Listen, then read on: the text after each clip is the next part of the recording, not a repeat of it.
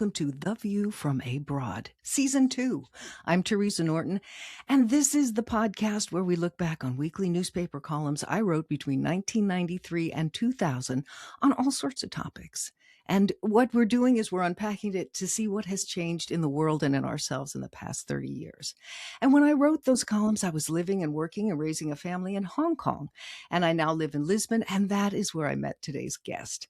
She's one of Portugal's best-selling authors, Filipa Fonseca Silva, who has been just publishing her 7th book and working on another. She's the founder of Clube das Mulheres Escritoras. If I've said that properly, I'll check with her when she gets here. It's a women's writers club. It's a wonderful platform for mutual support among national authors promoting Portuguese literature written by women. Filipa is also a mother, and I'm looking forward to talking with her about the column that she chose and what's changed and what has not changed for all the working mothers out there. Working my way back to you, babe. I don't know. Maybe we're nuts, we working moms. There's this constant pull of attention that shifts back and forth between family and faxes, motherhood and meetings, kids and conference calls. I've just returned from a business trip, and 2 of the 3 women with whom I traveled have children under the age of 8. Not having taken many business trips, I wondered whether the other women had called home to talk to their offspring. My husband doesn't phone just to talk to the kids when he's traveling. Is it considered a legitimate business expense in the 90s? I'm not talking about the expense part so much as the business part. Perhaps I've seen too many movies where the heroine is interrupted in the middle of a meeting by a call about some domestic crisis, and the camera pans around the conference table, revealing an array of uncomfortable, exasperated expressions on the faces of the suits, and a triumphant gleam in the eye of the single iron maiden who's after the working mom's job.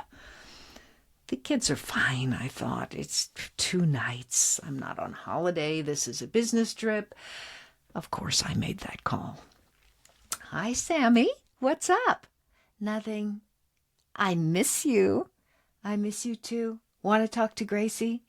Well, yeah, but hang on for a second. How was school today? Did that tooth come out? What tooth? Oh, hello, girlie. I miss you. Silence. I tried again. Hi, Gracie. What are you doing? Ninja Turtles. Oh, right. Well, enjoy the show. I miss you guys, and I'll be home tomorrow evening, and click.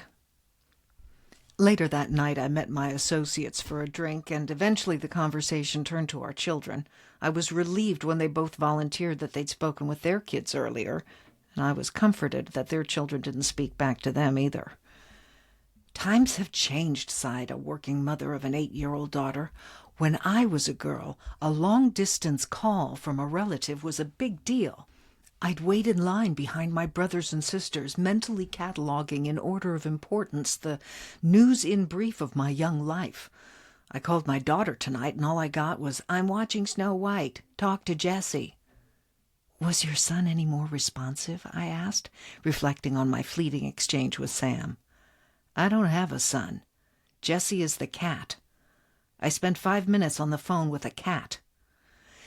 Dads may or may not feel the necessity to touch base with the family while they're on the road. I can understand how, even with a man of the 90s, this might not factor into their thinking.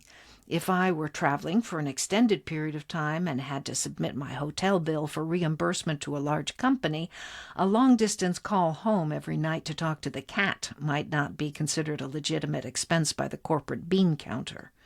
Unless, of course, that bean counter was also the baked beans on toast maker. The ebb and flow of priorities that wash over the working mother are constant. We either regret the missed visit from the tooth fairy or the skipped business meeting. We never have it all. But I think that working with and for other women who face the same dilemma makes it easier. When I got home, my son had already lost that tooth. Literally. My helper figured he must have swallowed it. She improvised. They took a kernel of corn from the hamster food, and she coated it with Tipp-Ex. The tooth fairy was fooled, and my son found a coin under his pillow the next morning. My helper has a son. She's a working mom. We get by with a little help from our girlfriends. Filipa, welcome to The View from Abroad. Hi, thank you. Thank you for inviting me. I'm very happy to be here. Well, I'm glad to have you here. We met at a creative morning gathering a couple of months ago here in Lisbon, and it was a wonderful talk you were giving, and it was really encouraging all creatives, but particularly speaking to writers, about how to overcome the things that prevent us from getting our message out into the world. You chose a column about the challenge of working mothers. Mhm. And so in a little bit of reflection here, because the whole thing is looking back and looking at today, what is something that you feel has not changed in the 30 years since I penned that column? For sure, the load that mothers still carry, even today, where supposedly men are more helpful. But I think the big shift must be not the help, but the dividing this load of the house chores and the children. Mm, And even today, I think women are more and more into very various fields of working fields. So they are in politics, in arts, in business. They are CEOs and CFOs and pilots and generals, maybe, and still they are the main uh, caregivers of children, or when they don't have children, of their mothers and elderly relatives, family. Yeah. family. Yeah, Yeah. I talk about not being able to have it all as a yeah. working mom. Do you feel that that's still true today? Is that sort of that fear of missing out battle still going on? Are there any significant moments that you missed with your kids as a result of the work that you do? No, I always prioritize my kids, and even before I became a full time writer, I worked full time in an advertising agency as a creative copywriter, and I had many opportunities to um, change jobs and get paid much better, and I choose not to because the agency was walking distance from my house. Hmm. Actually, I ride a bike to go to work. I would go with them in the bike, and I left them in their kindergarten, and then I go to work. Mm. I was able to have lunch at home, and when I got out, when the day was done, I went. I was able to in 5 minutes be there with them and go to the park and still have a lot of time to be with them. So I always prioritized them. But of course, it's you can't have it all. I could have been a creative director, or I could have earned much more, but I choose not to. So it's Mm. always a matter of you have to choose, and men don't. That's and it's still like that. As referenced in that column, it was a new thing at that point for me to be traveling. And so in the column, I was feeling my way around this Mhm. idea of being away from my kids. And, the idea, I was lucky because I worked in radio. I had kept the same hours as my kids. Mhm. I kept the exact same hours. I went to bed at about 7:30 and I got up at about, 4:30 because I had to be on the radio at 6 a.m. Right. So I would get off and then I could come home and have lunch with my kids. But when I wrote that column, it was the first time I was really away for a while. And as an actress, I was rehearsing a play in France and I was away for almost a month. Oh, that was hard. Yeah. Hearing that little voice down the phone Yeah. it's a difficult thing. There's also the reference there to we get a little help from our girlfriends. That's like the Yes. last line of that column, right? And the fact that she was a working mother too. Yes. And I noted on your website that you have a beautiful poem that begins, now you'll have to correct my Portuguese, in early days of learning, but it's something like Mulher não tenha stento na língua. And can you tell us a little bit about what that poem is about? Because it seems to be a perfect fit here. Yes, it's a poem about it's like a call for all women to step up and be themselves, and don't think about what other things about you, and that women should always speak up and always cry for help if they must, because there's also this thing that we were taught to, is not asking for help, like it's your job to provide and to take care, and so you cannot ask for help, at least in our Western societies, of course, because in Eastern societies, in African societies, it's different. It's a lot about community and a lot about people helping each other, and women are like in this web of women that are there for each other. But here in the Western, we are taught to be perfect. We are taught that we can have it all, and asking for help, it's seen as weakness. It's interesting because this is a topic that I was just discussing with some people last night, and there were men and women in the discussion, and I wonder if it's even more difficult for men to ask for help. Yes, for sure. I think it's getting worse because of the social media and everything. We were always being bombarded with these images of this fake perfection, these perfect lives, and so it's equally difficult for both men and women.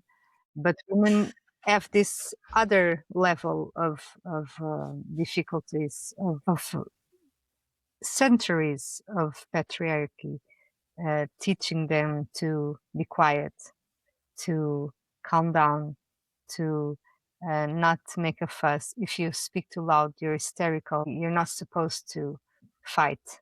It's not fighting against other, but fighting for yourself. There's a lovely line in there about not hiding yourself at home. Yes. Right? Yeah. It's beautiful. I'll post it, and then people can, and also there's an English translation that is not as beautiful as the Portuguese, but it at least gives the idea of the poem, which is lovely. There's a lot of discussion now about the corporate environment and women helping women and making sure that you're putting a hand out there to help the women that are coming after you. I know that that's a big part of this wonderful organization that you founded. Until 2023, I didn't know many writers because I was not invited to festivals, to literary events. So why was that? Why were you not invited? Because there's a lot of bias in the literary world, and women are always seen as people. Women's literature, it's a genre, which is, for me, it's outrageous, because you have literature, and then you have women's fiction, and then you have chick lit, and then you have a lot of genres that you want to put women in, but you don't have the same for men. Yes. So men can write everything they want, and it's literature. Yeah. And women are always put in these boxes.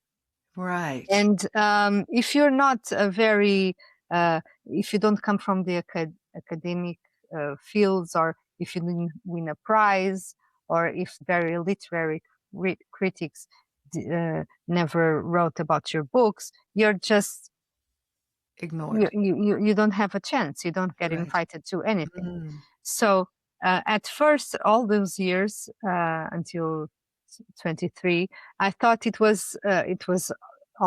happened only with me. I thought, okay, maybe I'm not that good of a writer, and people just don't like me, and it's okay, let's move on. But then when I met other women authors, they felt exactly the same. So we start seeing this pattern of women being Excluded. excluded. Mm. And so we created this movement. At first, it was just a monthly reunion, just for us to talk about these subjects. And we start asking other women writers to join. And almost all of them said yes, because they were eager to have this kind of sense of belonging and sense of, okay, I'm not out I'm of not the game. working in isolation. Yeah. Yes. Let me ask And you, is the common denominator there that all of the women in this group are writing in Portuguese or yes. about Portugal? Because, Yes. I live right next door to Parque dos Poetas. And Mhm. so all of the little areas that have been dedicated there are to writers who wrote and write in Portuguese. And I don't see that many women. You won't see many women, because Yeah. we don't study Portuguese women writers in school. We Hmm. simply forget they exist. You can go through 12 years of school since you're a kid until you go to college, and don't have contact with any woman writer. Come. To people, to just tell me one woman writer, people probably will tell you a name of a children's book writer, never a literary writer. So we have this movement it's about that too. It's not only for us to have this sense of community and help each other out, but also to show to the readers and to the public, when we go to public events, that there are several women writing very good books, and there were women writers that you never heard about, and they're amazing, and that something has to be done in schools, in libraries, even in bookshops. And I'm going to say here also for mothers with daughters that are getting older to Yes. introduce them and encourage them. Listen, I'm fascinated for you to talk a little bit about some of the stories that you've written, because when I was privileged to be sitting in that room when you were talking about your books. Let's take a little break, talk about that. When we come back, you can share a true story from your own life.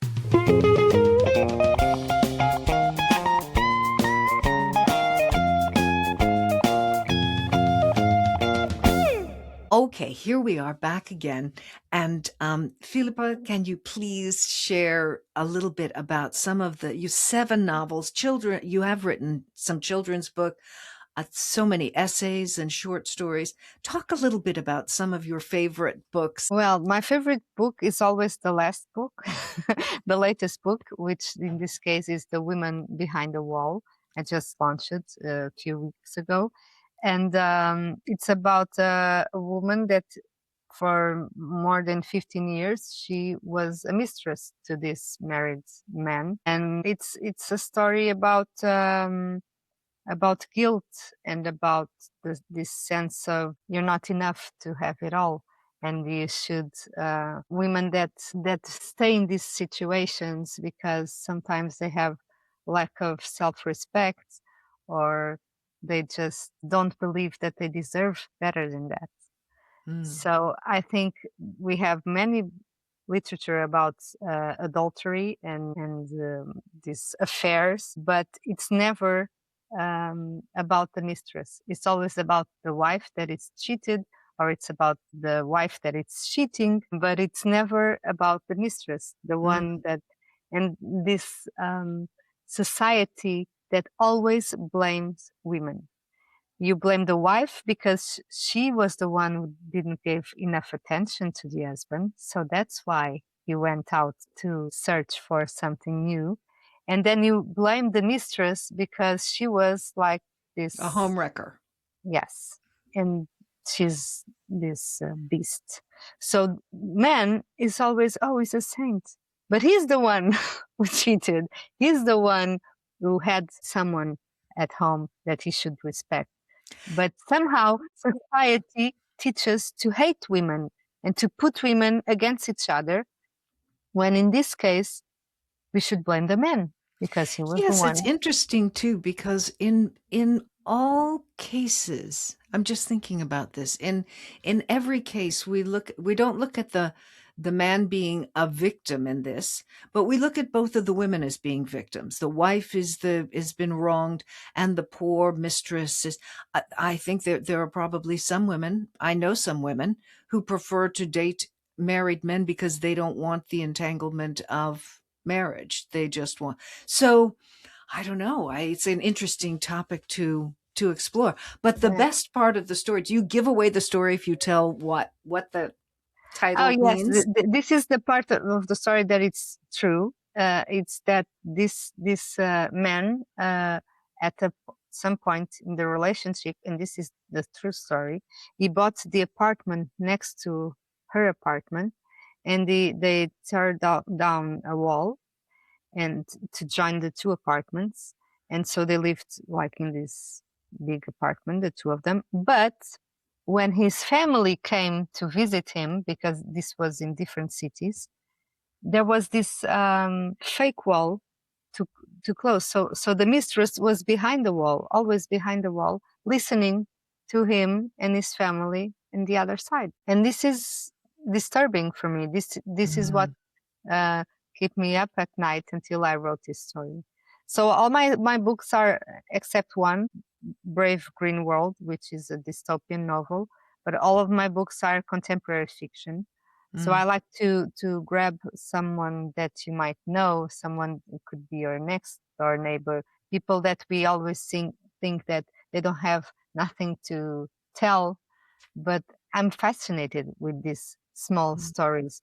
I'm reflecting on a quote. I can't remember who said it, and it was about men, but it could equally be applied to the women in your novels.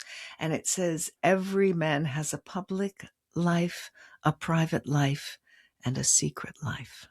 Mm-hmm. And I think what you're getting at is the secret lives of these women that is not what's seen on the surface or assumed about them in terms of what a private life would look like. Mm-hmm. Wow, that I'm fascinated. Is that book in English? No, not yet. I have my first books are in English. You can find it in Amazon because after they were published in Portugal by a traditional publisher, I paid a translator to try and figure out if they would have some traction in the US market, and they did. I got to be the top 100 in sales at Amazon. So, but then it was like kind of a full-time job to do Hmm. it. So I thought I have to write, so I don't have time for this. Yeah, So, and there's but has to, I mean, if I know from my own experience the trust that you have to put into an editor, but a translator, boy, yes. that's really handing your baby over. But I have some of my books in other languages. One of my most biggest bestseller, "What If I Die Tomorrow."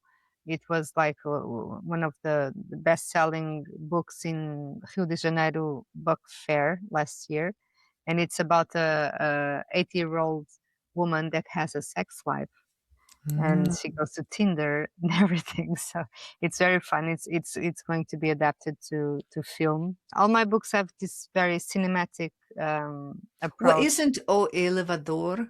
Yes, Yeah. Vilvador. It's all already in on YouTube, and you can watch Mm.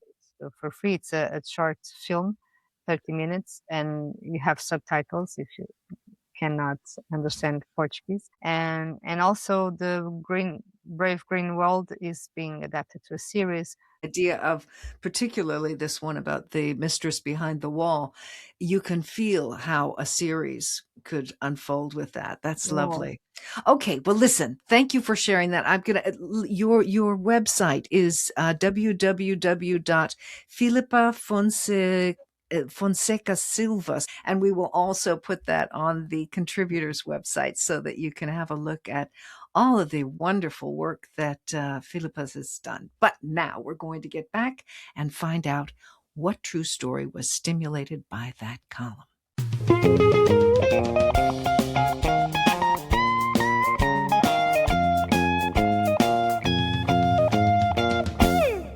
Okay, Filipa, Please, I'm all ears. This is my favorite part of the show. Yeah, so when I read this column, apart from all the things that we said at the beginning, that I still believe it could have been written yesterday because the troubles are the same. But for me, it reminded me of the first time I went on a literary grant to write.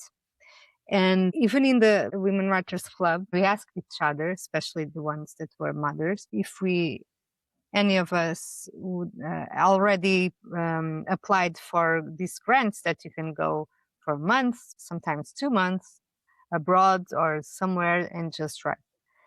And nobody did.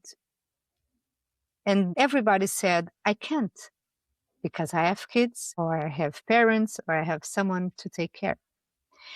And when I applied finally to this grant, my husband told me, you should apply. And I could have chosen any time between 7 days or 40 days to be there. And I chose 7 days because I was afraid my husband wouldn't be able to do all the things for the kids, dropping them in school, dropping them in practice, go to the supermarket, make sure they have clothes for the practice and the school and everything, and the lunch that they take from home. And so I had the support. I had my husband telling me, go. And still, unconsciously, I had this barrier on myself to not be far away too long. Because what if I'm not there? And it's something that we jeopardize ourselves. And when I read that thing that when you call and they don't want to talk to you, you feel so guilty. And yes, it's like that because they really don't care. They're I loved fed. it when my friend said I was talking to the cat for 5 minutes. Yeah. But they don't care. They're in their lives. They're in their house. They're fed. It's okay for them. We make these excuses. It is a self-inflicted wound, frankly, and part of it too, when we think about it, I mean, if we're going to be really, I'm just going to share my point of view on this. I think it's a little bit of, I won't go so far as to say narcissism, but it is this sense that the world will stop spinning on its axis if I'm not the one who's looking after everything. Yeah. And the fact of the matter is, of course, it was very different for me. Of course, it was different. I had a woman living in who worked for years, and my kids knew her, and that was a different situation. Mm-hmm. But I can look at other things in my life where this notion that if I'm not there to look after it, it's going to go to hell in a handbag. And it's just not true. It's not. It's something that we are taught we are taught from forever that we have to provide and we have to take care, and people don't know how to do the laundry and and the right way, our way. Thank you. Exactly. There are 2 ways to do it. Well, there's only one way to do it, the right way, which is my way.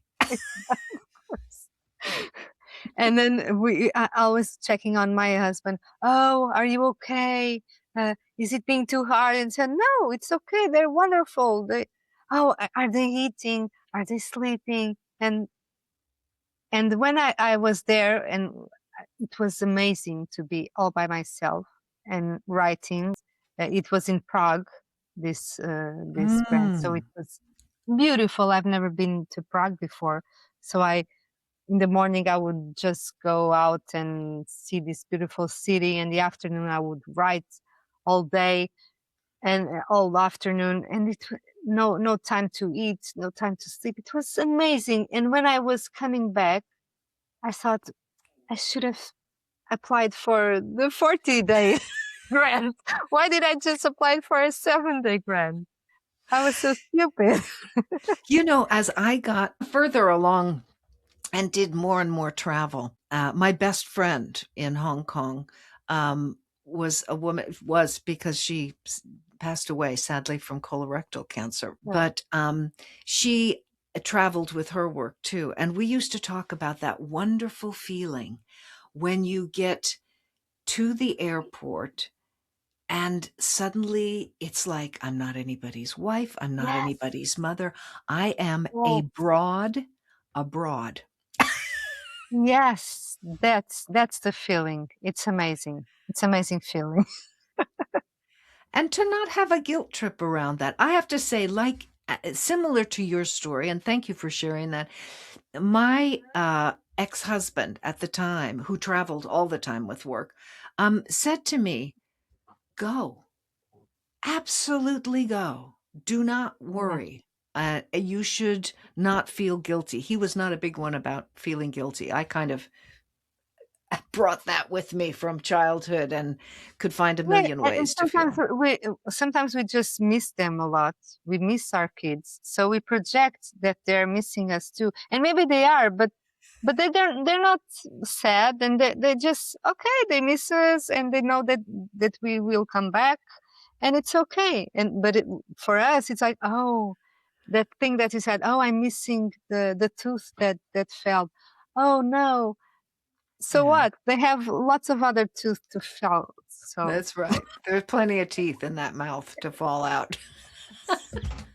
I love the fact that she took a piece of corn from the hamster cage and painted. That's so creative, right? yeah. A Yeah. creative problem solver. Well, listen, thank you so much for joining me, Filipa, and these wonderful, wonderful books. I'm going to plug your website again, Mhm. www.filipafonsecasilva.com. And if you are a bilingual and a Portuguese speaker, you have a bounty of books to go through. If you are an English speaker, what are the titles of the three that have been translated? Uh, 30 something, nothing is as you dreamed it would be. It's my Mhm. first novel. Then you have The Strange Year of Vanessa M, also a novel. And you have Things a Mother Discovers and No One Talks About, which are chronicles about motherhood Huh. and pregnancy. Fantastic. Keep up this fabulous good work you're doing of spreading the word and banging the drum for female writers in Portugal. And listen, if you've enjoyed the podcast, can I ask you listeners to please take a minute to follow, review, comment? That would help us out tremendously. And wherever you are in your life story, I want you to breathe all the time. Come up slowly. And if you're worrying about what's in the next chapter of your story, hey, what if it's good?